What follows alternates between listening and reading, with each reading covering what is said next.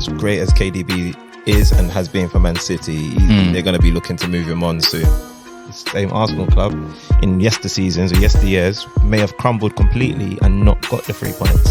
If I'm going to be honest, I think the management was, I said tactically we got it wrong. The management, I don't think it was great. He shouldn't have come off. I don't think he should have come off.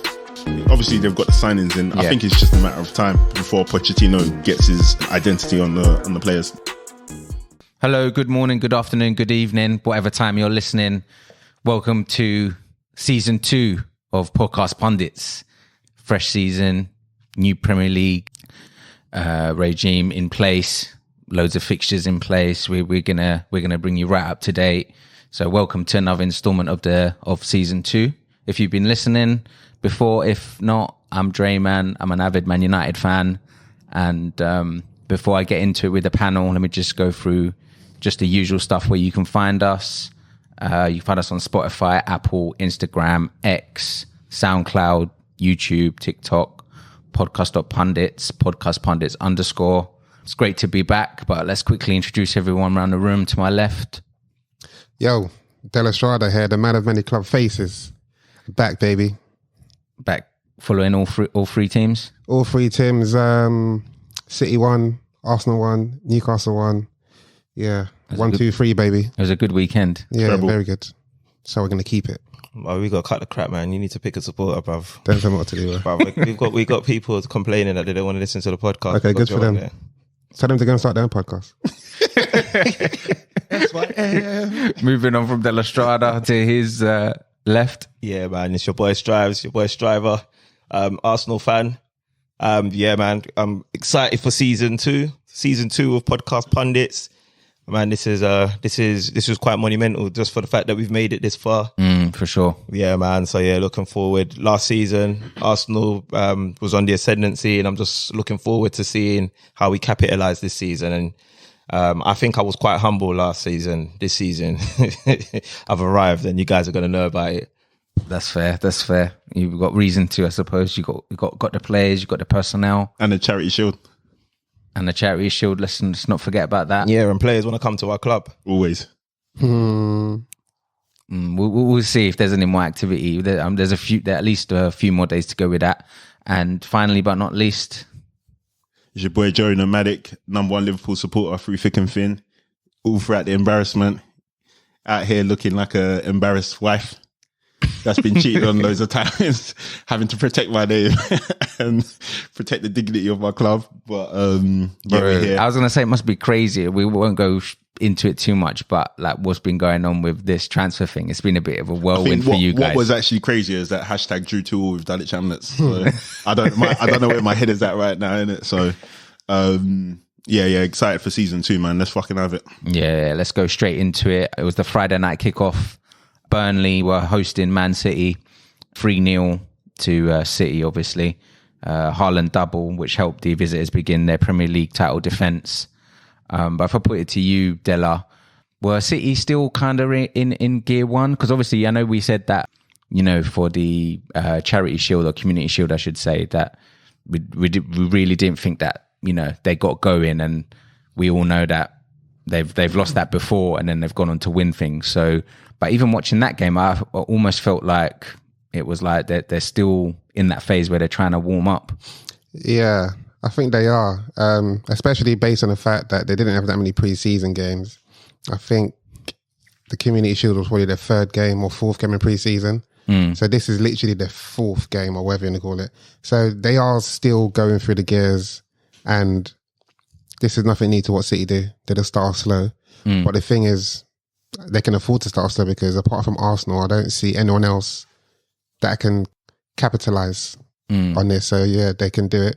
And then with Haaland, something out of nothing, he just scores. Yeah, that's it. He scored 2 goals. Yeah. And then you still see like Pep trying to talk to him at half time. So that goes to show you sometimes he's still not content. He still wants more from his player, right? I think it was just a bit gesturing, No, I think he was trying to, we obviously don't know what he was saying. Yeah. But I think he was trying to get some kind of point across to him, but he didn't even want the cameras to see him. But it's stupid because you know that there's a camera on the pitch at half that's what I'm time. saying, is because he kind of moved the camera away. Yeah, he tried to move the camera away. Why Yeah, not just wait until you get into the change room? this is what a lot of people were saying. Even the panel at half time, like no one really understood the point of. I think they were saying like it's just like a point to show that nobody is bigger than getting an earful from the gaffer, no matter how many numbers you're getting. Like if you're not doing what he expects of you, you're still going to hear it. Yeah, definitely. But one thing I was surprised about that he started on KDB, considering Community Shield was probably KDB's first game for pre-season, to make him start. Yeah, I think that was a bit. And then he obviously went off injured again. So Yeah. was that like a wrong decision? Really, should have let him get back up to fitness at least. Oh, of course. Maybe bring him on for the last 10 minutes. Yeah. But then the thing is, he got injured in the first 4 minutes. So who knows? Yeah, You just don't know. I think they're gonna as great as KDB is and has been for Man City. They're gonna be looking to move him on soon, man. I think Father Time is gonna. Do you reckon? Yeah, man. Because I think it's becoming a little bit quite regular in terms of like him getting these injuries. I know sometimes have been it's like an omen. They're happening in like cup finals, or when was the last one? Was it the Champions League final where he had to come off? Was that? Yeah. Against Chelsea. And then obviously he's had the summer to kind of recover, and it's happened again. I feel like wait, sorry, he came off against Inter as well, isn't it? Yeah. Or maybe sometimes the managers are rushing him back too quickly. Yeah. But wasn't it a hamstring, if I remember? Is that correct? I know it was after quite a big challenge. It was a good impact. Yeah, it depends on the severity of a hamstring. Like they can be dodgy ones, and obviously you don't want to rush them back depending on what kind of level tear it is. But I think, well, like we've said before, I think Man City, I wouldn't say they're reliant on KDB, but I'd say in terms of that creativity, for me, he's their main outlet now.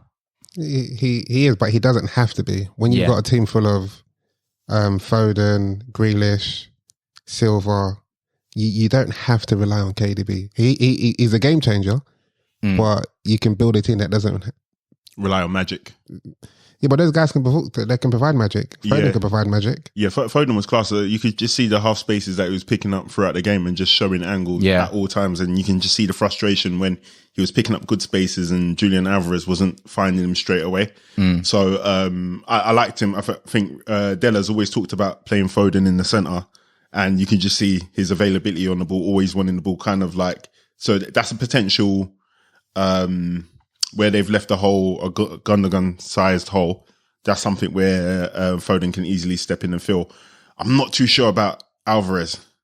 In what position? No, just not up front, because he kind of looked lost in the game. Not up front? Oh, if he's not playing up front. Yeah, if he's not playing up front, like I think he was just kind of struggling. Like it's like he's being shoehorned, because on the left, he was kind of slowing down the game a bit. Yeah. And I can tell that Pep was getting frustrated by that. And then in the centre, he was kind of like, I felt like he was stepping on Haaland's toes as well when he would just drift into attacking positions. And even that goal that Haaland scored, like the ball came to him and then he kind of like stumbled and laid it off. And then Haaland, quick thinking, just wrapped slammed it in. Corner.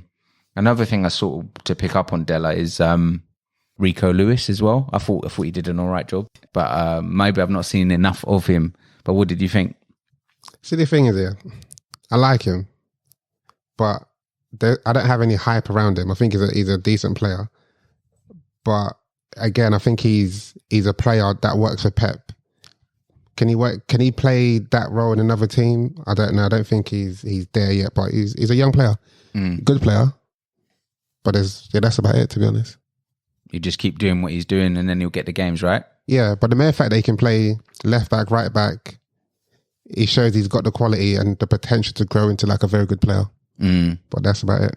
He looks like a centre mid or something that's been Philip Long. Yeah, he's got the intelligence to play in the centre of the pitch, and he's just been put in those makeshift positions for Pep. So he looks good, but I don't think Pep is like a first choice Pep player. It looks like Pep is just playing him in periphery positions where he hasn't got anybody that he particularly likes. Fair. So overall, it was pretty standard in terms of 3-0. We didn't expect much from Burnley. No, I expected a bit better from Burnley, to be completely honest, man. I thought this was an opportunity for Burnley to come back into the league and like show what they're about. And we saw glimpses. There's loads of potential for them to take away into the league and see they're playing the best team in the world. Technically, I personally thought they showed. Obviously, the scoreline was comprehensive from Man City, but Burnley showed that if they had a bit more quality in the attacking third of the pitch, I feel like they could have probably hurt Man City. Yeah, definitely. Man City showed a bit. The scoreline didn't reflect the game because they did create some decent chances where they could have put the ball in the back of the net quite easily, in my opinion. So I think they'll be disappointed with that. But in terms of like the actual gameplay and the build up and the pressing that they were doing, I think there's a lot to build on from there. Definitely, and I suppose that it was a big improvement on the 6-0 loss from the most recent. Was that last year, innit? Yeah, that's fair. Yeah. That's fair. And I think even Vincent Kompany alluded to the fact that he saw to their opinion, should I say, that he saw improvements from Burnley and he saw enough to give him the confidence that he can compete in the Prem. And I'll make him right. Obviously, City being the best team in England at the moment, losing 3-0 to them, just coming up from the Championship. I mean, you can't be too hard on yourself. It was probably the best time to play Man City if I was Burnley. Yeah, that's why. Yeah, 100%. Why they're only stuck in first. Exactly, because otherwise it could have been maybe another 6-0. So yeah, and exactly. And I swear the way the game started so quickly, Haaland like literally put your TV on and he's already opened up his goal scoring account first game of the season. So yeah, man. So what are we thinking? We're thinking he's going to get all the goals again this season? Going to be up there or not really? He'll be up there. He'll be up there, but I don't think he's going to be breaking. No, you think he'll be top scorer though? Yeah, he'll be close to. I think he's because top goal scorer. If there's no Harry Kane. Yeah, if we exactly. just extrapolate the goals he scored today for the rest of the season. I think he will be because I don't see anyone else that will come close to him. There's no out-and-out goal scorer in the Prem. Yeah, I think him and Kane. The only saving grace is that he banged a hat-trick on his debut, right? Was it last season? Was it? Did he bang? Was it a hat trick he scored on his? Or was it just a brace? I can't remember. When last week? Yeah, no, not last week. No, first game wasn't a hat trick. So he got a brace because I know he got more than one in his first game. I'm not sure, but it definitely wasn't a hat trick. Oh, okay, so he's on record to he's on course. Yeah, he'll be top goal scorer. I think he will. Yeah, man, he's got two. He got a brace in his opening. Opening game, man. There's absolutely nothing to suggest that his goal scoring is about to slow down. No, it's not. Not even that he hasn't scored in the last 6 games. Well, that's what made him hungry, in my opinion. Yeah. Because those 6 games included 2 competitive games as well. Allow it. It did. What do you mean allow it, bro? It included 2 competitive games, bro. Bro. Yeah, bro. Don't challenge me, bro. It was a Champions League final and Everton. Yeah, bro. They're competitive games, bro. They're competitive games. Fair. So yeah, man. Then he's come back to the Prem. You know, all systems go. Stats reset, and he's put 2. And I just can't see why anyone would think that. Yeah, he's not gonna. No, he'll break it, but I don't see him doing it on the scale that he did in the first season. Like, if he did, then the defenders are just bloody terrible, because how can you come against a player twice and you don't figure ways to at least go against him? But sometimes though, it's easier said than done now, isn't it? Not even that. It's not just on the defenders. Yeah, no, it's also the on team. like, the manager to kind of like plan and work for it. But if they're not supporting you, sometimes in a one-on-one, if you're going to go somebody who's got like one of the craziest accelerations in the league, it's always going to be difficult. No, that's what I'm saying. You're expecting to still score goals, but if managers are good enough, and some players are, you naturally say, okay, next time let me change my game and adapt a bit. Yeah. So I don't expect them to have a 3-4. I just say, I'm going to just bang goals for fun. Yeah. That's shame on you, man, if that happens. All right, fair dues. We'll move on from that game. I mean, that was pretty standard from City in my mind anyway. Moving on to the Arsenal game, they were hosting Forest. That ended 2-1 with Nketiah and Saka firing the Gunners to opening Premier League win. Watching that game, I suppose, was it a nervy end to the game, Striver, after like a relatively easy opening, like probably 70 odd minutes? I mean, they had flashes in the pan, but I would say near the end of the game, people probably might have thought, oh, could they get another one? Could Nottingham Forest draw the game? First off, I'm not really that happy with your line of questioning. I mean, you're starting off with the nervy end to the game. I would like to start off with, personally, I thought like Arsenal were exceptional in that first half. But to answer your question, yeah, you could say it was a bit of a nervy end to the game. But there's many ways you can look at this, though, innit? Because obviously there's that narrative that you've just brought to the table. But then there's another spin on it that you could put that in other years, in other seasons, other clubs, or even let's just focus on Arsenal. This same Arsenal club in seasons or years may have crumbled completely and not got the 3 points, may have lost the game, may have drawn the game, so to speak, you know? So, yeah, you can call it nervy, but I think it was probably more nervy where the fans are concerned. I felt like Arsenal as the team, I actually feel like it was a real considered performance on every front. It was disappointing to concede at the Emirates, but yeah, I just want to just to start off by going by how like exhilarating it was in the first half, especially. Arsenal just looked like, yeah, man, like watching that game, especially coming off the back of winning the Charity Shield, to start like that with obviously all guns blazing. Yeah, and there were some doubts, and you know, in regards to the lineup, obviously the way Mikel decided to set us up, he set us up similar to actually when we played Nottingham Forest towards the back end of last season, and he also deployed those same tactics and similar lineup when we played Wolves, where we destroyed Wolves. What was the score that time? Like 5-0 or something. What was the Nottingham score in that game? We lost 1-0 in that game. So. Yeah, so there were a bit of nerves and murmurs around the fans to begin with, but then those were quickly nullified with the way we started the game. Martinelli, to me, was like the only thing that was devoid from his performance was probably a goal, but he was on fire, man. He was, he was such a threat. He looked like he had such purpose going down, like his intelligence had sharpened up a bit. I liked how Nketiah responded to, obviously, this is his chance again, right? He's got to grab it with both hands. Yeah, but his attitude just seems to be where it needs to be for this club. Obviously, he was Kai Havertz played instead of him in the Community Shield, whatever we're calling that now. And then obviously he took his chance well, scoring, opened up the scoring. It was a decent, good finish as well. What else? What else would I say? Saka. I think I've said that. I think when we was talking about who our star players are, star boy again. Yeah, I think it was a toss up. Was it going to be Saka? Was it going to be Odegaard? I think I went for Saka in the end. I went for Saka in the end, and that game showed why he's going to be that guy, man. Like, I feel like this time, like, his incision is just going to be next level. Like, I feel like he's still going to get the assists, but I just feel like he's going to take his goal scoring up a notch as well, man. Like, that finish was... Yeah, it was beautiful. On his left peg as well, wasn't it? It was brilliant. Yeah, it was brilliant, man. It was good to see. The only thing that was a little bit, if I was going to look for some to critique, when Thomas Partey was isolated when he was doing his defensive roles at right back, he could get got at. Did he get done? I think he got done on one opportunity where somebody blew past him. He committed Elanga. at times. Yeah, and Elanga. Yeah. But and that just shows that you can't do that against a better quality team. Yeah. Like, so you won't see us set up like that again. I don't even think you'll see us set up like that against Palace on Monday coming. But yeah, man, it was good. Timber. It's a shame he had to go off, man. Yeah, man. And then obviously the news has now come back that it looks like he's torn a ACL. ACL, yeah. It's not fully ruptured. Yeah, but still, that's still a long months out, man. Yeah, and how unfortunate he's not. He had no injury concerns for the whole of his Ajax career, as far as I know. Anyway, his debut game. And it's a horrible one, man. Speaking from an experience, it's so horrible. What was it? Impact, or was it just a twist? Or I think the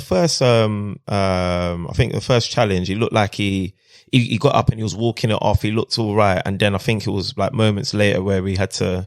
We had to kind of take him off, and boy, he was looking so good in preseason. That could be a really big blow, man. Yeah, that's proper blow. Yeah, so how did Tomiyasu get on when he came on?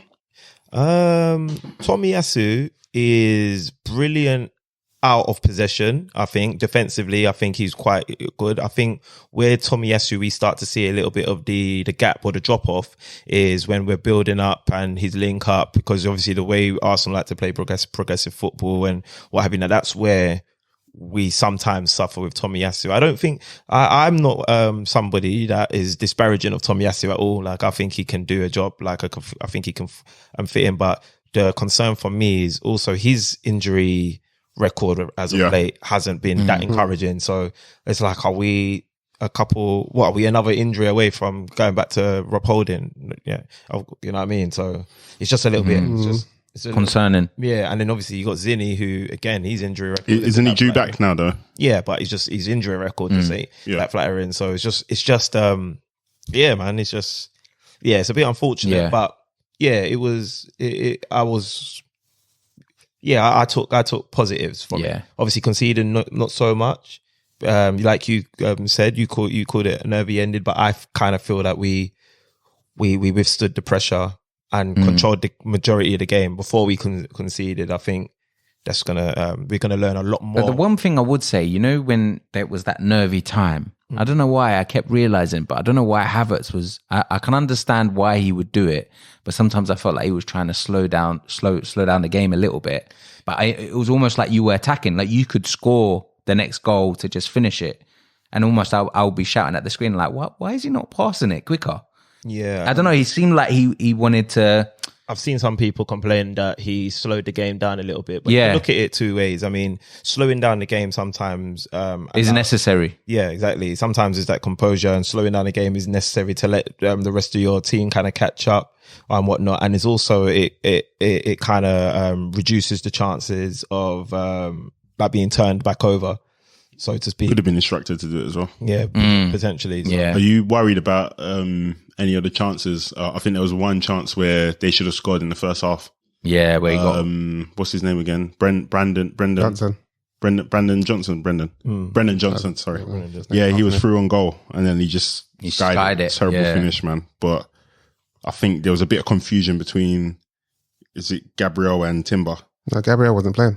Gabriel came on. Oh, who's playing centre back with Timber and probably Saliba. And who's playing Ben White. So you're playing three at the back? It feels four with Partey was like right back. Okay, so I think between Saliba and Timber then. Yeah. And then he kind of like slipped in through the gap. Yeah. Yes and no. And the reason why the reason why I'm positive about this is in that debut, we had like players who weren't in our squad or in our team, full stop. We had Timber, Havertz and Rice. That's like three players that's just been brought into the 11. We're not going to see the best Arsenal for at least 5 or 6 games. So you like still in first gear as well? Yeah. Do you get what I mean? So seeing us kind of perform like that in the initial stages of the game and then control it. Yeah, there were a few little lapses and stuff like that, but I took so many more positives because once it starts clicking, and we still haven't even had Jesus come in and Zinni, who were quite monumental to our squad. I can't see why we should get worse. Do you get what I mean? Yeah. No, you can't get worse, and I don't think there's not much negative to take away from that performance. And as Arteta said in his interview, I think someone asked him, "Why did you play that formation?" And he said his role is to find solutions and make it more difficult for the other managers.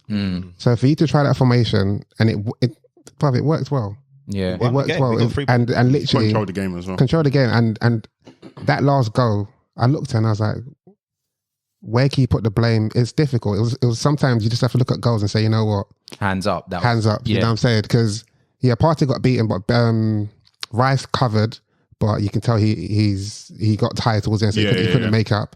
But then I think it was even Saka tried to get back as well. Everyone tried to get back. Yeah, they tried. So they had enough numbers. But they only literally took about 3 touches and scored, which is crazy. But even Ben White, defensively, he was in a good position, but a one-use position movement was really Diagonal. good. Yeah, no, you know what I'm saying? It's really good. Well. So at the end of the day, you say to yourself, you know what? All right, cool. It happened, didn't it? Yeah. But at least from Arteta, which isn't, I don't want to criticize him, but the only thing I would say is maybe utilize your squad a bit more because you're winning 2-0. I know it's not on Forest. you can kill the game off. Or say, you know what, Partey, I don't need you to play that role anymore. You either come off or go into midfield, and we'll play like a proper back four. Kill the game off 0-0. I mean 2-0. Well, if I put it to you, Della, what did you think overall Partey playing in that position, especially for so long in the game? I think it works well, because if you see it, most of the time because last season there was a lot of teams doubling up on Saka, and then the same similar thing to what I'm saying about Haaland and why I think he ain't going to score as many goals. Because if you're a manager, if you're a player, you say, you know what, let me adapt to what he's doing. So what Mikel's now done is said, you know what, if everyone's doubling up on Saka, let me find a solution that I'd give him the opportunity to at least isolate his defenders. So Partey starts at right back, passes, then moves into the centre. Yeah, I was going to say he kept moving. Yeah. He almost didn't just stick on that position. So when he moves into the centre now, you have to follow him. If you don't follow him, then he creates an overload in the midfield. And already, by him moving to the centre, Odegaard moved closer to the goal. Odegaard and then Saka's freed up. You know what I'm saying? So I think it works well. Obviously, there's games that you can play that formation, and there's games that you can't play that formation. If you're playing against a low block, you know you're going to get the ball. You have the ball, so put all your best footballers on the pitch and tell them to ball out. Yeah, I think it's harsh to blame him for that one. No, I wouldn't blame him. You can't. You need to look at the game overall, and overall he did have a decent game, and like you said, he is basically just doing what he's been told to do by Arteta, because obviously this is the game plan, right? Yeah.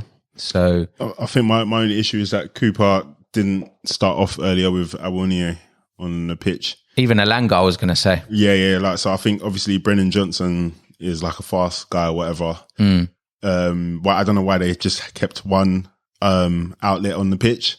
It just made it very easy for Arsenal to play. And I think if they had played Awoniyi or Elanga, like you said, the quick players that can just give them something to think about. I don't think Arsenal had anything about. But it's game state though. Like that goal when he came towards the end, and no, not to say that Awoniyi would be scoring a goal. I think when they just had Brennan Johnson for Timber and for Saliba, that's bread and butter. If I'm going to be honest with you, so they had nothing to think about.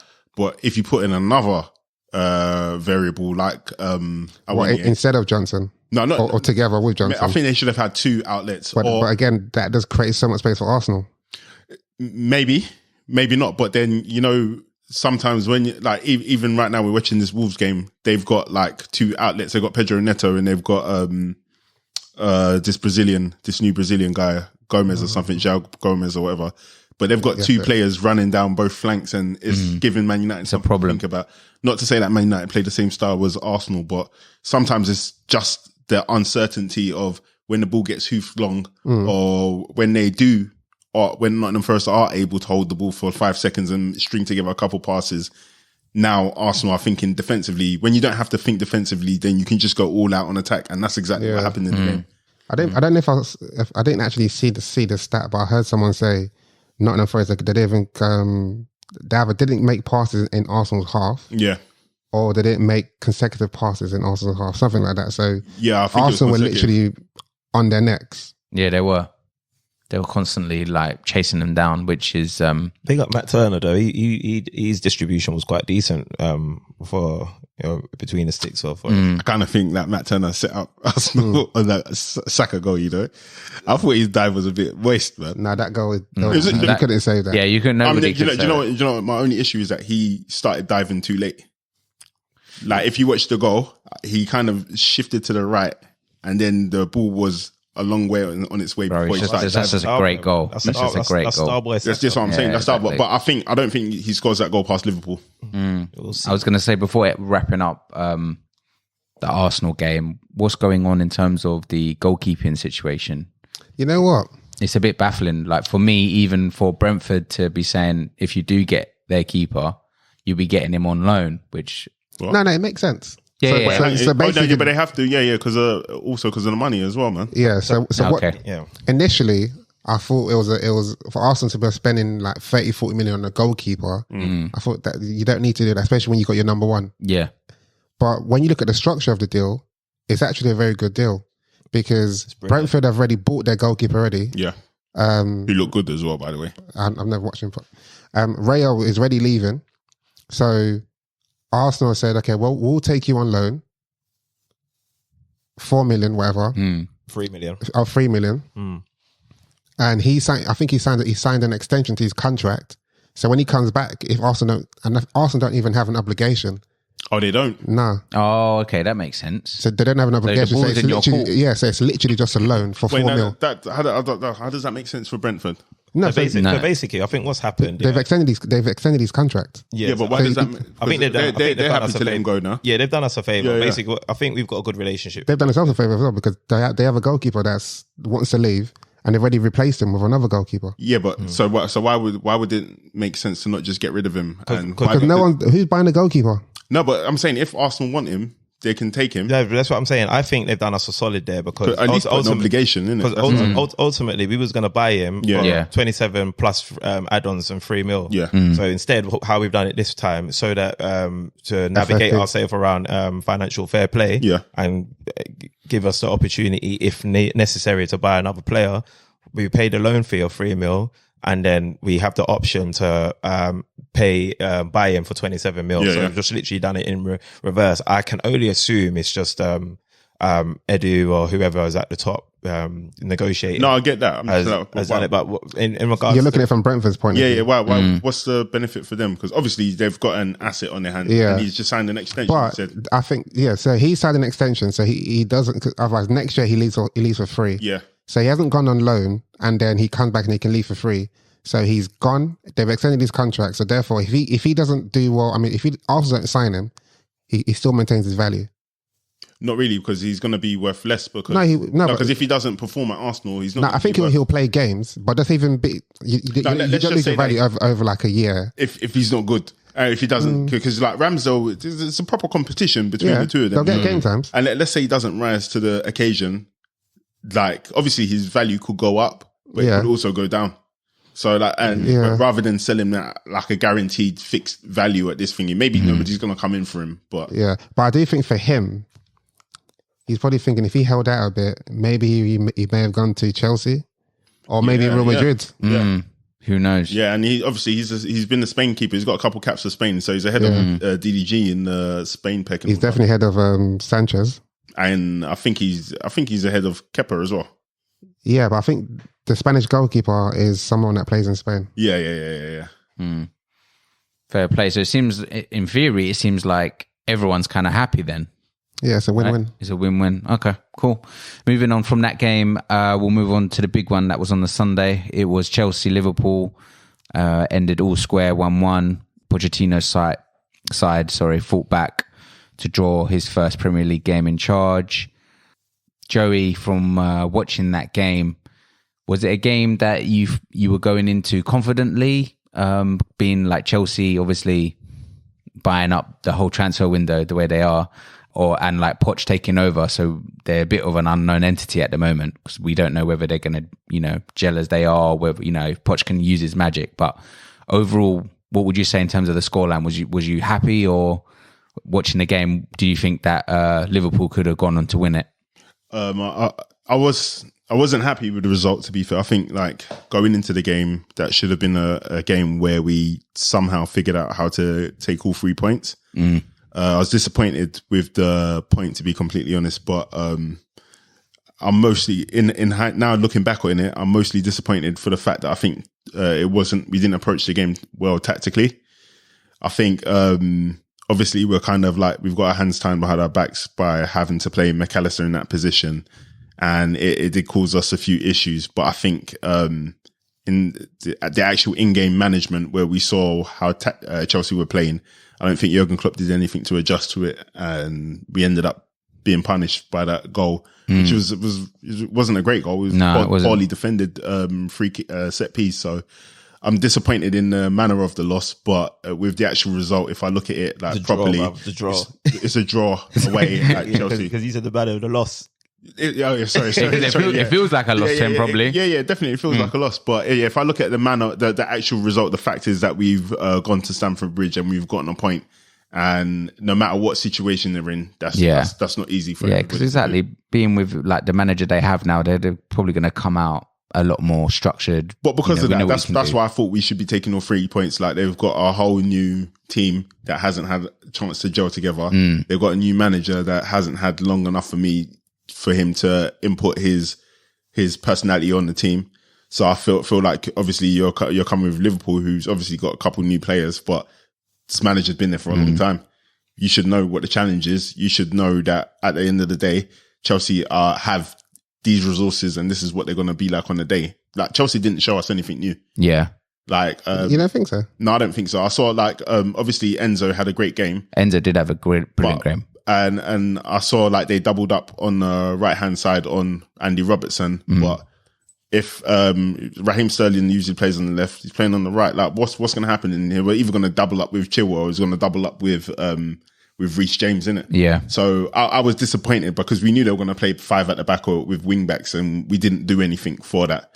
And I think sometimes Klopp gets complacent and he thinks like, I'm just going to play how I'm playing. Yeah. And we're going to roll with the punches. But if I look at the players individually, I would say that Wolves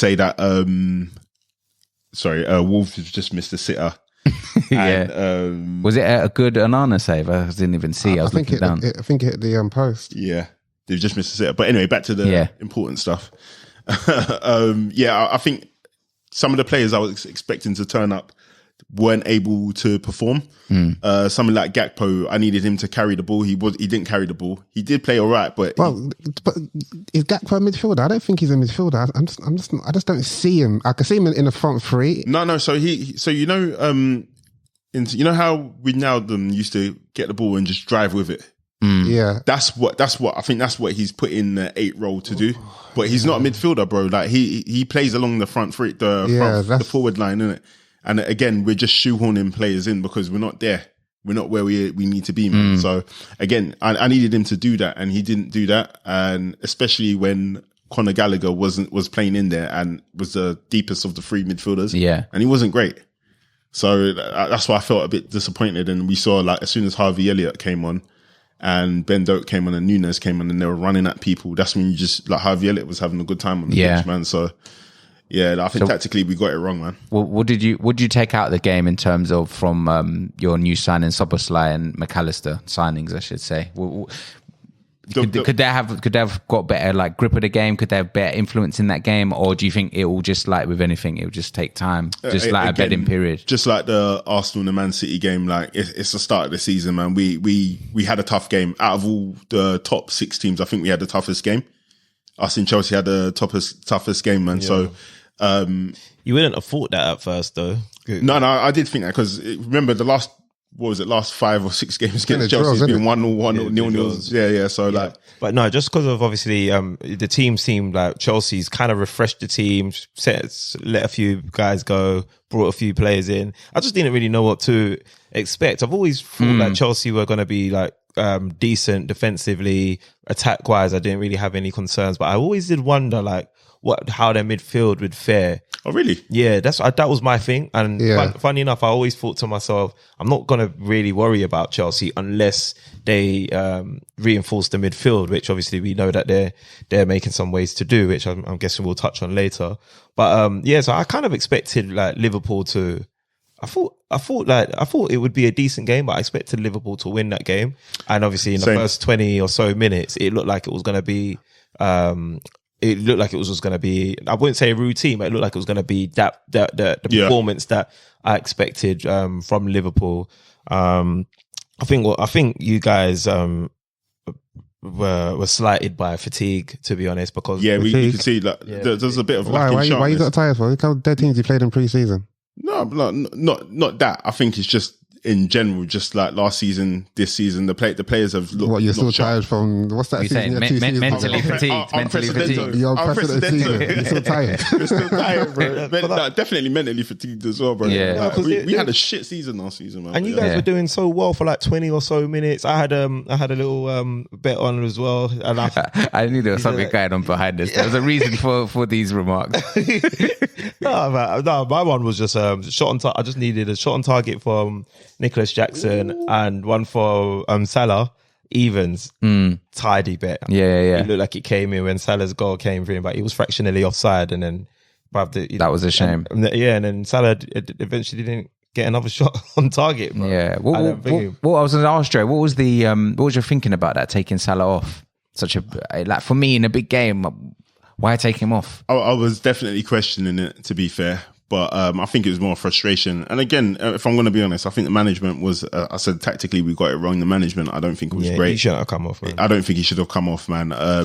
I think Harvey Elliott and Nunez, yeah, fair enough, but we didn't need to bring on Ben Doak for him. I think because Ben Doak is, I don't know if you guys know anything about him, but basically he's like a rapid guy, pressure. Yeah, someone was same like, as Garnacho, bro. Just gonna say, someone in a group I was no end product was likening him to Garnacho. Yeah, he doesn't. His finishing ain't great, and his passing ain't chance creation isn't great in it. So you can't liken him to Garnacho. Though. Garnacho is warm, man. No, I think we're gonna see anyway. Today's sucked. Well, just a quick one. I think balls, bro. Yeah, go ahead. I think obviously, Stroud, you said you expected Liverpool to win, and Joey, last week you said you didn't know what to expect. You just yeah. But the thing is, I know obviously one pre-season Chelsea they've looked good. Yeah. And two, I said people shouldn't sleep on Chelsea this season, even before they got their midfielders. Yeah. You shouldn't. They've only got. They're not in Europe, and Poch isn't a shit manager. No. So based on the fact that he's got enough time with these players to at least have a pre-season, bro. have a pre-season, and two, work with them on the training field. But who's their midfield? No, okay. The midfield was I couldn't. Gallagher, Fernandez, Chilwell. No. What's that guy? Is it Chickamauga? Yeah, Carney. Yeah. And so Carney was good yesterday. Yeah, the midfield is light. It's light. They look, yeah, exactly. But I think their midfield is no different than the actual midfield I would have started, because I would have started Elliott yesterday as well. You mean for Liv? Yeah. So I don't think they're like, we're Elliott, Chukwuemeka. Obviously, Elliott's had a lot more of a body work in the league, but they're pretty much. They're not too far from each other. But where is this? I think where my expectation for Liverpool came from was the business you done. So I've always said that I think you need a centre back, a CDM, and probably another fullback, maybe a right back. Yeah. Outside of that, I think that your first team and whatnot has got enough to technically control the game, technically control the game, still be direct and show the performance that you showed in the first 20 or so minutes. But what essentially happened, like obviously the collection of the profiles of players that you've got all came together, and like I said, I think when the fatigue set in, I feel like you guys got lazy, a little bit too direct, and on the counter press you were poor.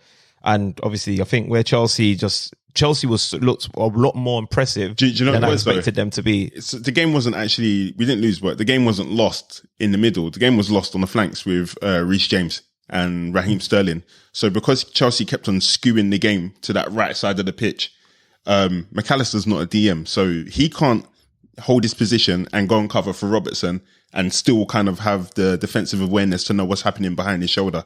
It's because he's not somebody, he will scan when he's trying to receive the ball, but he's not going to scan defensively. He doesn't do that. And we saw that when Enzo came through and ran behind him and had a chance on goal. Yeah. So every time the ball came out there, Robertson didn't know who to go with because Sterling was overlapping and then Reece James was overlapping and they were doing 1-2s around him. Yeah, and VVD couldn't get dragged out. So because that's where it was happening, we had to wait till the ball get cleared out before we can go in and mount an attack. Or luckily, if we win the ball and one of the clearances go to our player, then we could build back up. But that wasn't happening often. So that's why it looked like the midfield was getting thingy, but Chelsea were just overlapping. I feel like your midfield was getting skipped, bro. Exactly. So because they were just going down the right hand flank, and then when Reece James was getting the ball, he was just switching it over to Chilwell, bro. So the midfield didn't have an opportunity to get a hold of the game. But I think that's also a lot to do with the way you boys were playing. Klopp, tactically. Okay. Yeah, because you don't have a number 6, and that midfield, as I said, it was disjointed. Yeah. So I think if we have a Fabinho there, Fabinho's coming across and then doing his bits with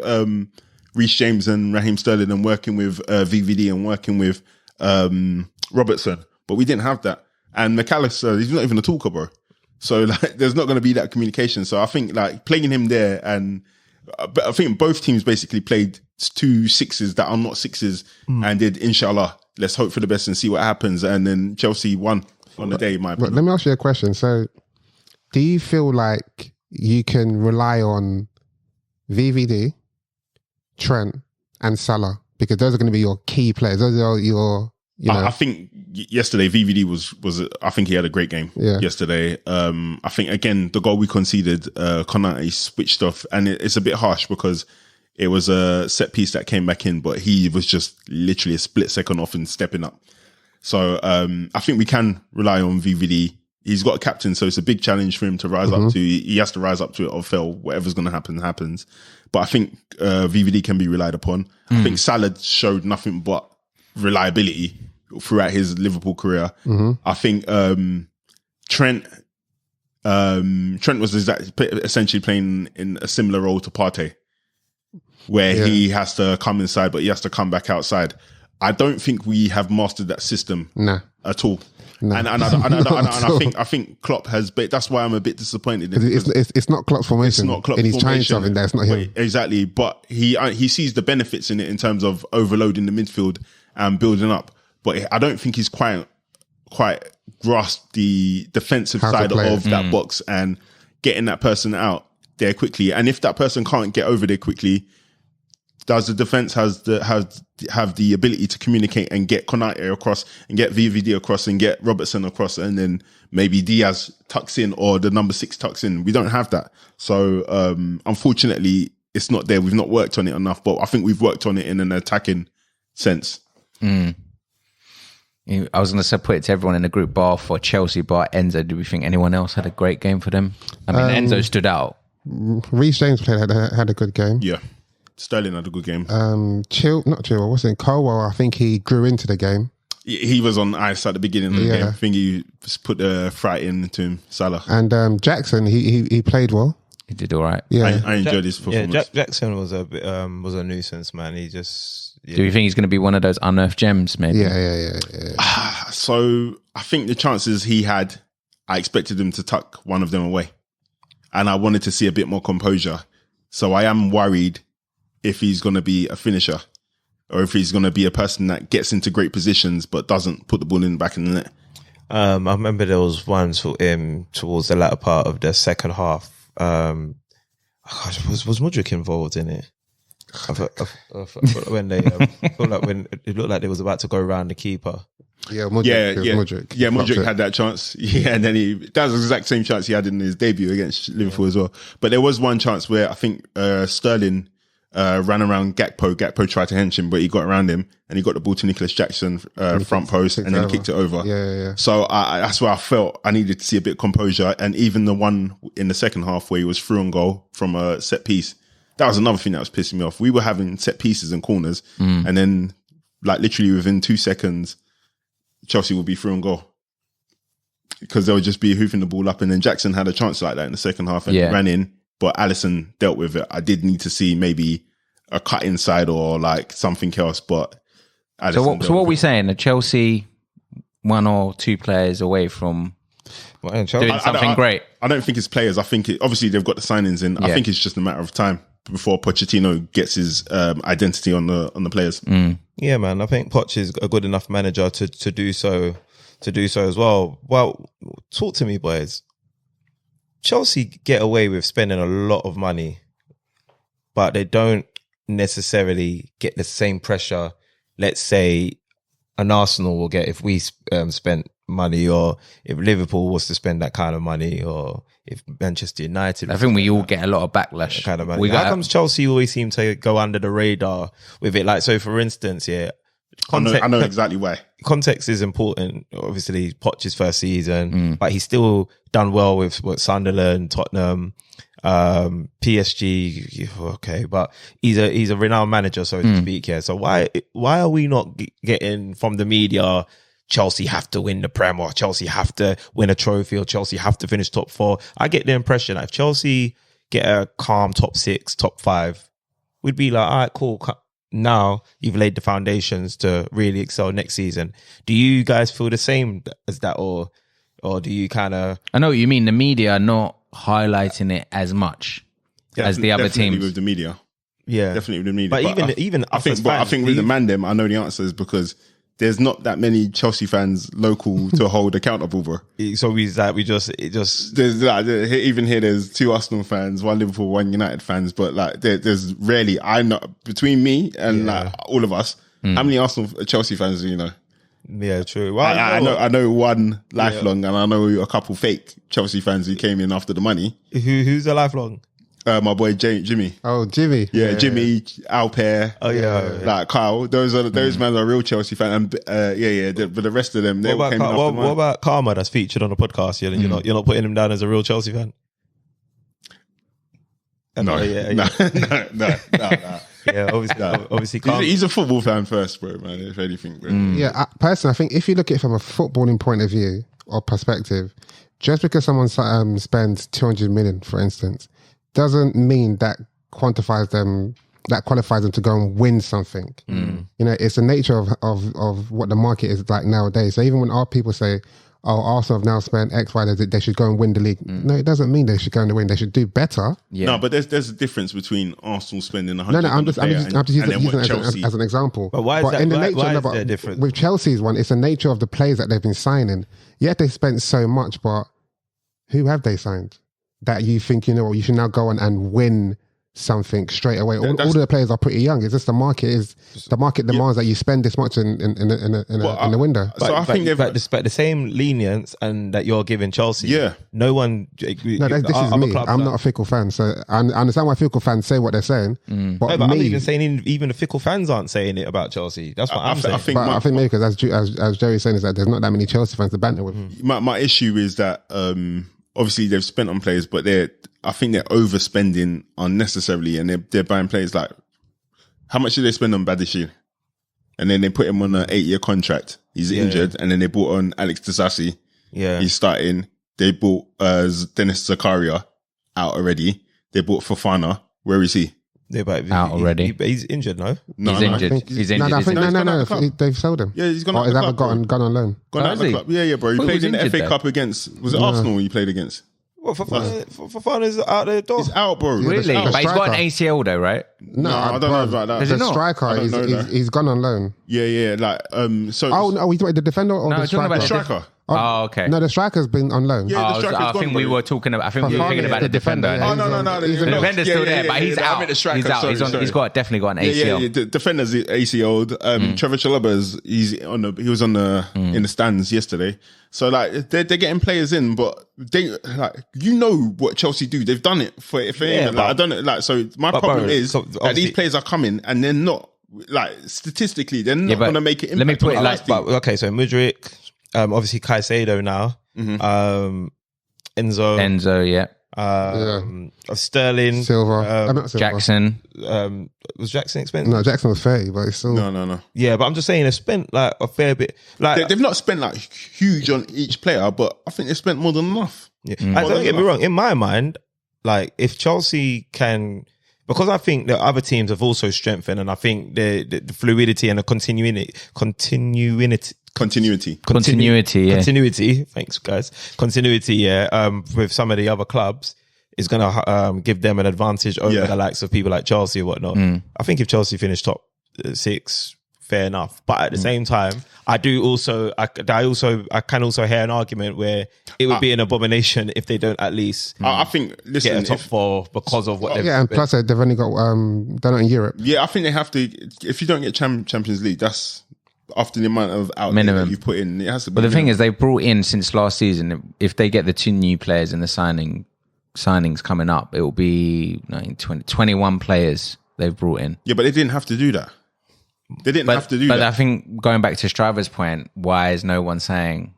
Yeah, so because for instance, if Liverpool were to do that, if a Man United were to do that, if a Man City were to do that, to bring in 21 new players, would people be Probably people will be talking more. Who did that? Nottingham Forest did that. Oh yeah, but that's for a different reason though. But that's what I'm saying. They did that and they didn't have to do that. If Nottingham Forest got relegated, which people were expecting, like everybody would be like, that's what you get for trying to rebuild. And like Chelsea are doing the exact same thing and they're spending loads of money. But for you to not get top 4, I think that's problematic. Yeah, because when you think about it, so if you look at they got a striker called, we don't know what he's like, but you got Nkunku left, Sterling on the right potentially. Then you got a midfield of. Don't forget they paid 100+ million for Lukaku. Yeah, but I'm talking about people that and he's still there. But I'm talking about players that are actually going to play this season. Then you got a midfield of Caicedo, Enzo, and What, Levi? Lavia? Do you think that'll be their starting midfield? No. It could be though, but I don't think it will. I think that'll be too defensive, don't you think? No. Then who's their midfield then? He can do it all, innit? Yeah, true. Yeah. But who's their midfield then? Gallagher. Yeah, they should get top six. Top six. They should get top six. It's a good enough team when you're only playing when you haven't got Europe to do more. Well, boys, what do you think about this? Somebody asked me to talk about this about Liverpool FSG chairman John Henry flying in to snitch on Todd Bowley and the FFP. Oh, there's some. I think there's some American owner. Where's that truth? Yeah. They had a talk with the Premier League. Yeah, because he's taking two of your players potentially. That was for spending as well. Two potential summer we need to signings. talk about that as But well. I want to ask Strives about this because obviously you've managed the club before. You've been the chairman of a club. And you've made complaints to the league. You've also snitched on the league. Is that what we're doing? Yeah, you've also snitched on the league. I've been a consummate professional, and I've got my club available to you. I've got my club's best interest at heart. Sometimes you have to escalate a complaint to the higher powers when you can see things are. I'm with that. But yeah, when I saw that definitely made me laugh. How do I feel about it? To be fair, obviously I've seen Simon Jordan's explanation.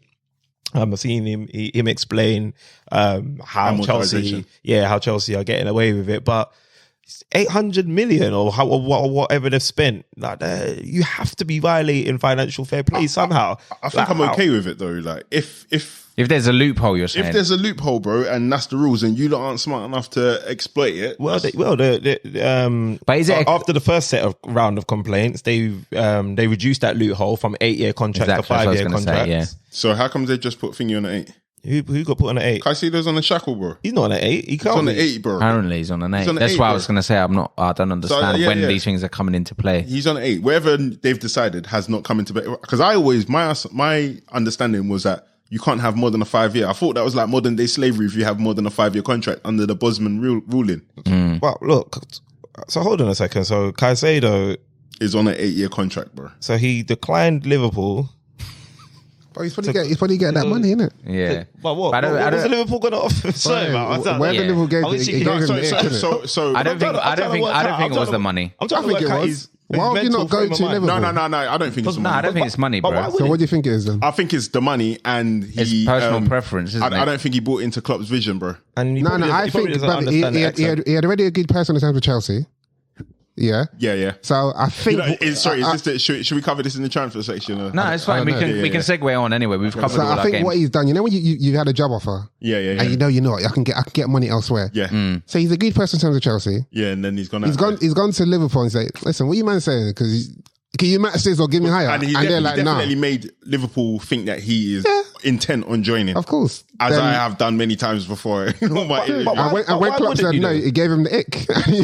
I think Klopp said yes to his demands. I don't think it was a 5-year contract, but I think he probably increased the weekly salary. And then I think obviously they've gone there and they've said this is the offer. And he said, you know what, like obviously Chelsea have improved their offer. And then he said, you know what, I have to do the loyalty thing. These guys have been rocking with me the whole transfer window. Well, he has to do the loyalty thing since when, bruv? He doesn't have to do any loyalty. What do you mean Chelsea was his dream club? I thought it was Arsenal. Arsenal was his dream club. Are you only allowed to have one dream? If it's me. Are you only allowed to have one dream? We saw his Instagram caption, bruv. You guys are lucky Arsenal didn't come into the race, man. But how can I remember waking up on Friday morning so upset because I was like, obviously I've been offering Liverpool guys bets left, right, and centre. Obviously Joey's too pussy to accept my bet, and so is Bods that's been on the pod as well. But yeah, a couple of Liverpool fans have accepted a bet, and when I heard they was getting Caicedo, I was a little bit. Can't lie, man. I felt a little bit upset about it. But then, bro, literally within 2 hours, bro, I'm hearing he had second thoughts. What's confusing me is why would you go to 12th place Chelsea? It's the guap. They're not 12th anymore, bro. I know, but you're talking about history, bro. But look at Brighton had a better season. You might as well stick at Brighton. Were you saying he's go to Liverpool? He's not signing for the division. Brighton signed him for 4 mil. Yeah, you know bums, bro. But you know what I'm saying. These men are trying to sign me for 115. Yeah, but then the wages. But then Liverpool, and it's also my dream. His dream is Arsenal. And then, bruv, and then you're gonna let Chelsea do it to you again, bruv. Like Liverpool's lost the pool in their name. We deserve that second one. Liverpool's lost the pool in their name.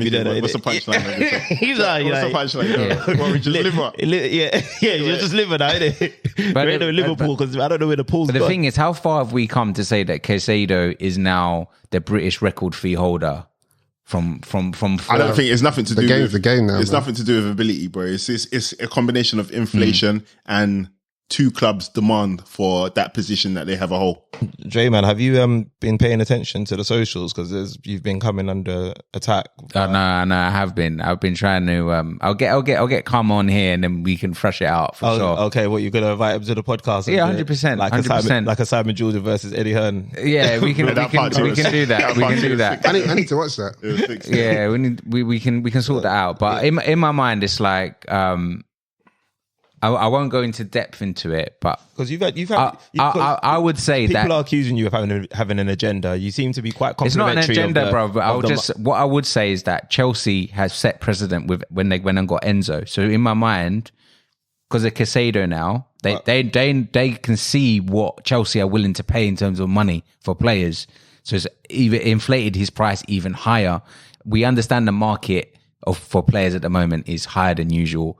Like, you know, even for us when we've gone through it fucked before. up the market. No, it wasn't just that. No, it wasn't even Arsenal. We've seen before. If Enzo was done before Rice. Yeah, exactly, for 108 million. Oh, you could even argue as far back as when United was doing it with Pogba. Enzo's a World Cup winner. And Rice is British. What's Caicedo's reason? Yeah, this is what I want. This is what Is the reason. Is a Yoruba Ecuadorian? yeah, Colombian African. Because if I put it out to the group, for instance, where was Caicedo before Brighton? In Independiente. Exactly. You just about knew, and you just about could say the name. But that's my whole point. Yeah. Like, have we got to a point now where players you're just going to be paying anything now for a player that, in theory, like he's not been long term in the Prem. It's just the demand, isn't it? It's either you do that or you do smart ass scouting. Yeah. Well, Because Brighton are doing it. One thing as well that I'm going to say, you better know that Brighton have a replacement ready. Oh, of course they do. Of course they do. I think they've already. I can't remember who the link was. Yes. But what's this? But 1-0 United, Varane. see, But Wolves have been playing better, to be honest. Yeah. What was I going to say? Chelsea, are they copying Arsenal's homework again? Nah. What Mudryk linked? You get Mudryk. Caicedo linked. I think they've just got it against Liverpool. Man United were linked with Caicedo before Arsenal. Yeah, When but it was at Independiente. Yeah, exactly. So But that was time ago, bro. Yeah, that was the 4 million where we should have paid it. You can't claim. But the reason why I'm claiming it is because it's happened in that kind of same frame. From January, you've just been copying our targets. But Well, what about Urian Timber? They were linked with him first, and then you lot waited 6 months, and then went in and came and got him. yeah, I know, man. You know what was mad about the Timber one as well? Because he was actually seen at the United game when we played City One of the second assists, in the FA Cup. You know that? That's why it was a bit crazy. Yeah, he was going to link up with Arsenal. Yeah, but bro, like that's what I'm saying. It was crazy. The rumors were it was even United, and then you guys went and signed him. But just to go back to the Chelsea Liverpool, it's embarrassing. I think last week I said it's embarrassing the way we've conducted ourselves in not just putting in a solid bid for Lavia. And the chickens have come to roost this week, innit? Because obviously we've been embarrassed now for Caicedo because it's clear that they just use us to get more money for Caicedo, and Brighton use us as well to because Chelsea were dilly-dallying and they put in a fake deadline. That deadline did not make any flipping sense at all, bro. But why do you not think he's got pulled out from Lavia in the first place? Because Caicedo was apparently available. That's down. And like they probably got involved. His agents probably got involved in contact with Liverpool and said, "Look, man, like, there's something." Because what Slavia saying, because you guys dropped the interest, that you just like, I'd rather go to Chelsea. My understanding is that he's got a relationship with some people at Chelsea, like the guy from Southampton. Is now he has. Chelsea. But Liverpool, I think if Liverpool never done that, he was gone. It was good as done, right? If he was paid the 50 mil. The money, like at the end of the day, you're going for the money. You're going to play games. Yeah. Now he's going to Chelsea. His game time isn't going to be as much as it would be if he was going to Liverpool. So Why don't you go for Yusuf Fofana? I don't even know who that is, bro. He's Monaco. yeah, man. Yeah, probably because they don't like him.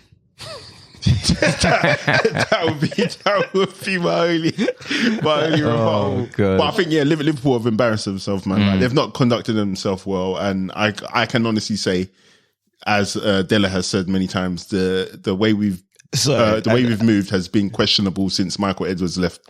So Anthony's face just made me laugh when he got subbed off, man. Trust me, man. If you don't perform, bro, you're getting subbed off by Ten Hag, man. There's no two ways about it. We're saying, is Garnacho still on the pitch? No, I came off. Yeah. Well, so Daniel James. What, is that what you're calling Garnacho? Daniel James. Bro, it's the first game of the season, man. I'm just saying he's Daniel James in disguise. Bro, you hope that he's Daniel James. Because I've said it. Now I have to. Yeah, hope. exactly. That has to come to fruition. I'm hoping that it doesn't, man. Like, I have to go home and do like at least 12 prayers or something like that. But you know, when you say like Liverpool ain't conducted themselves right, yeah? But what are you saying in terms of just offering the money and then getting the deal done? Is that what you're saying? Yeah, so like they didn't value Romeo Lavia at 50 million. Okay. So But they did at 60. well, no, I don't know if that's actually true though. I don't know if that's true, but they did. Apparently, they bid the 60, but they didn't value him at 50 million. So they bid 45 million. I think they went up to. If you don't value him at that, that's it. And you don't want to buy him, let it go, move on. The same for Caicedo. They didn't go into Caicedo because they thought it was too expensive. All of a sudden, they get a little whispers where he's available. Now you're willing to pay that because you have been clowning. And like for the last 2 years, Klopp has been saying, "No, we've got everything we need. We've got everything you need." And now you're selling two of your most kind of like steely players in your midfield. So now we're in a position where we have to act like desperate hoes, bro. Man, it's crazy. But let me put it to you now, though. I think from a lot of the transfers that I read this season, before a deal with the clubs even agreed, is you almost have to have the player on board and the negotiations done. Which is crazy because that used to be poaching. Yeah, exactly. That's what I'm saying. The tables have turned. You almost have to go to the player, speak with their agent and almost be like, what does your player want? Okay, we're willing to give him X, Y, Z. They'll tell him what he wants. You'll come to an agreement. And then after that, it seems like we're having the transfer deals come through, like in terms of then you're negotiating with the club. But surely, how have we come to this now? I think where, for example, Caicedo has been promised that he can leave the club at the right price, technically means that teams are allowed to approach him on a contract. Same for like a McAllister, where he's got a transfer release clause, and the same for like a Urian Timber. So was Caicedo's, was that a transfer release clause or is that just a fee? That No, that's a market fee. That's a market fee. I think, if a Champions League, I read this somewhere, I don't know how true it is, but I heard he had a clause that if a Champions League team came in for him, I think the clause was something like 80 mil. That's what I heard. Oh, okay. But if it was a Champions League team, because it's Premier League, they're probably rivals. Like, why wouldn't the Man United come? Maybe Man United ain't got money. Ain't got that. That's what was making me wonder. I mean, if you're paying 70 million for Rasmus, you must have 80 million for Caicedo. I don't think. But who's more important for them? The thing is, I think it's a new dawn at United. I don't think you're going to see them. That the way I'm looking at it is, I don't think Ten Hag wants to try and overspend all the time. Bro, you just spent 70 million on a 12-year-old, bro. No. But the thing is that's injured. Yeah, no. But the thing is, we needed a striker, so we had to go all out, and obviously that's the guy that he wants. Yeah, not for like Chelsea got Nicholas Jackson for 30, bro. That's Ten Hag for you. That's the player he wants, isn't it? Like personally, I would have spent a bit more and got Kane, but you know who knows. But I don't think United would go for a British record fee for someone like Caicedo. Speaking of Kane, he had an opportunity to really kick off his career at Bayern with a trophy, and ends up trying to. Did you see that he tried to run over to the referee, but then he realised that they couldn't speak. Yeah, he could speak German.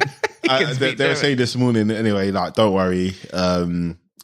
That's not the trophy you want to. That's not the first trophy you want to win.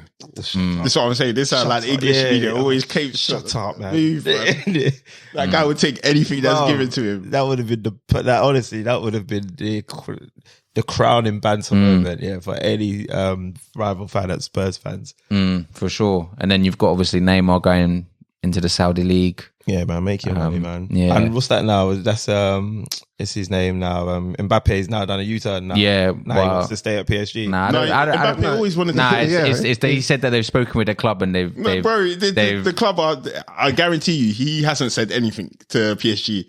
They've just said, "Bro, we need you," and he said, "Like, can we release a statement because we're losers We look like losers out here.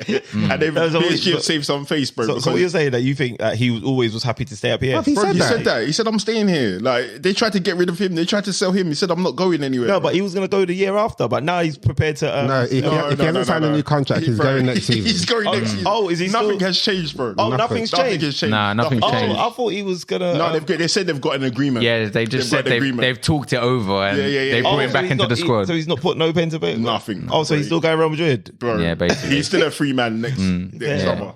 And what about Kepa going to Real Madrid on loan? Is that not on loan? It's on a free, is it, or is it on loan? No, it's on loan. It is on loan. Okay. I think that's a good move for him because they need him, and I don't know what the Chelsea situation is. I don't think Poch is very confident in him. But then I'm also surprised at Sanchez because I like Sanchez a bit, but I don't think he's that good. He's error prone. Yeah. Like, yeah.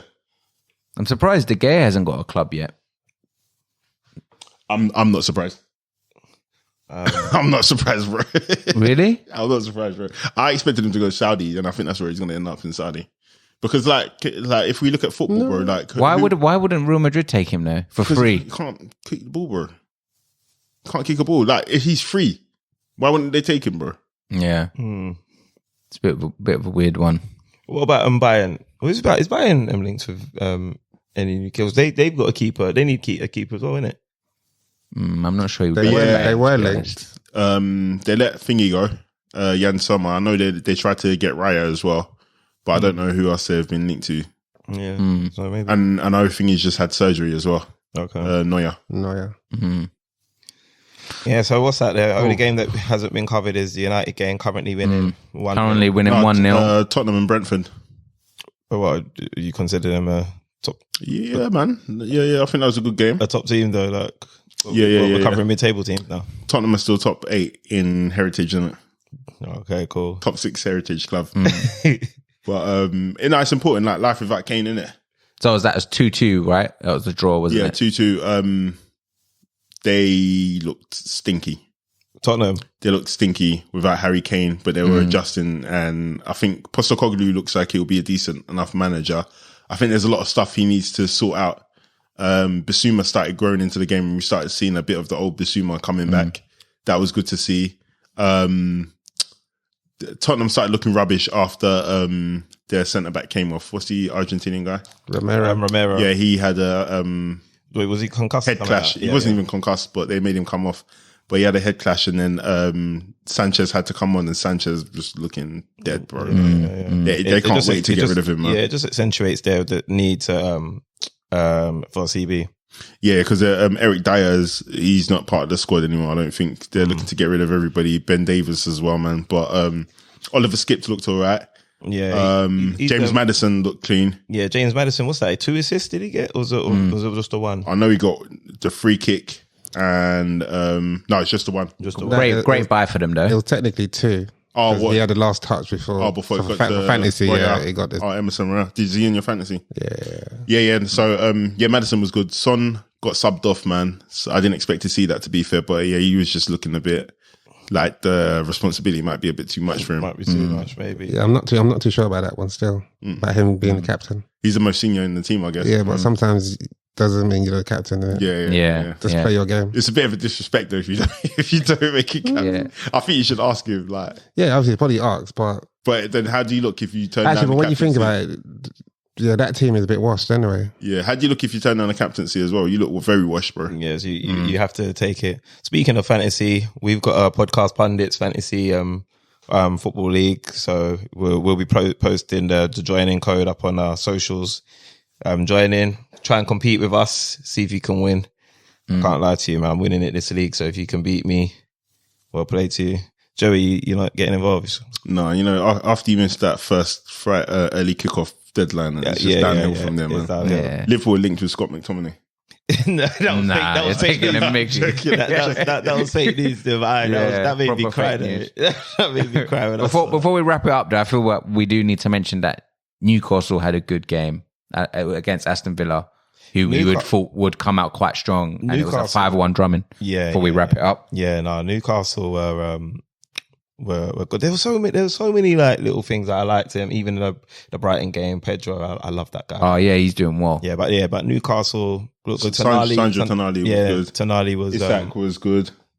Yeah, man. Isak was good, and I was disappointed in Villa. To be fair, it was sad that obviously Mings another.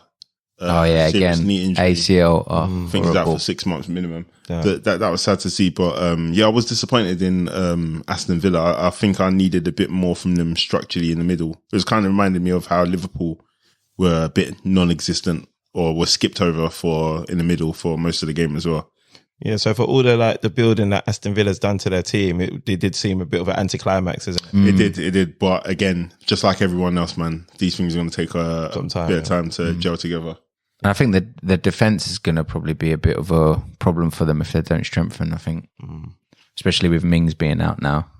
Yeah, I think they'll probably have to try and get someone in to. No, they brought in Pau Torres and they've got the Diego Costa, I think it was Diego Carlos from last year, who also got done on the first day of the season with a serious knee injury. Yeah, Pau Torres was a bit of a madness still. He made a couple mistakes, man, but. Again, it takes some time for them to gel in the Premier League. Ezra Konsa's mistake was crazy, bro. But the one thing I would say is probably we all kind of know that Aston Villa will probably will get warmer, right? Because of Emery. It's just first game of the season. Yeah, good manager, and they're also trying to get in Nicolo Zaniolo in from Galatasaray as well. So I think that would be a great move for them to. Buendia's out for the season as well. So the amount of ACLs, well. the amount of ACLs that have crazy. happened in 1 week is crazy. What's his excuse? He didn't go World Cup. Who? Buendia. Yeah. Bro, he just hurt. when you do that wrong twist, bro, on your knee, that's it, man. No, I was saying to Della earlier that because of the World Cup, there's been. Oh no, yeah, no, exactly. I get that. About 6 or 5 ACLs in 1 week in top league. So, yeah, 100%. The strainers are accumulating. Yeah, I think in today's game, you're probably going to see a lot more ACLs going, just because the way people land is the more physical, more intense. The way the Premier League is. But the more ACLs, the better the ACL surgery gets. Bro, it doesn't. That's the thing. It doesn't get any better, bro. Practice makes perfect. Yeah. You just hope that the players recover well and that they don't do it again. Because I remember Essien, I think he did it 2 or 3 times. Oh, yeah. So I'm such a hater, man. How can I cheer that there's 7 minutes injury time? I want United to drop points. Yeah. Before I round this up, I just want to just do a big shout out to Onana. He's kept us in this game. Was he done, bro? He's barely had to make any saves. No, he has. All bro. the shots have been straight at him, to be honest. Oh, you guys are hating, bro. Bruv, hating. Has he dived? That's what I was. Bro, they've all been straight at him. The one time when he probably would have got beaten, the guy didn't even get on target. Nah, you guys are hating him, bro. He's got a bit of aerial presence. Yeah, he's got good presence. I've noticed. Nah, he's made saves. He's been there from the air, he's from crosses. I'll give him that. He's made crucial saves in this game. Like, you can't say Wolves couldn't have scored them. Bruv, okay. Wolves' shots have been straight at the goalkeeper, bro. He's not really been made to work. But that's Wolves' fault, bro. Cool. Anyway, we'll be back same time, same place next week for the next round of games. In a bit, guys. Peace.